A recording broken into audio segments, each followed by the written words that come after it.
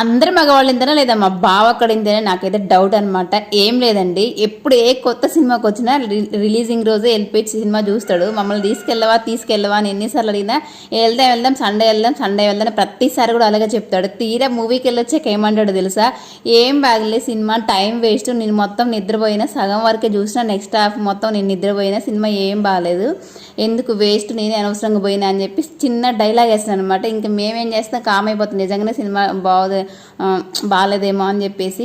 అయినా మళ్ళీ ఏమన్నా సర్లే బాగాలేపోయినా మేము చూస్తాం, పర్లేదు చూస్తాం తీసుకెళ్ళన్నాం అనుకో, ఒకటి 2 రోజులు అది ఓటీటీలోకి వస్తుంది, ఆల్రెడీ మూవీ డౌన్లోడ్ చేసుకో, ఇంకెందుకు ఆల్రెడీ ఓటీటీ ఐబొమ్మలోకి వచ్చేసింది చూసేయండి అని చెప్పేసి ఇంకా సినిమా డౌన్లోడ్ చేసుకొచ్చి ఇక టీవీలో వేసేస్తాడు అనమాట. అట్లుంటుంది మరి మా హస్బెండ్ గురించి. మరి మీ హస్బెండ్లు కూడా ఇలా చెప్పండి. ఎప్పుడు మా పెళ్ళైన కొత్తలో ఒకసారి పిల్లలు బుడ్డగా ఒకసారి 2 సార్లు మూవీకి వెళ్ళామండి ఇంతవరకు.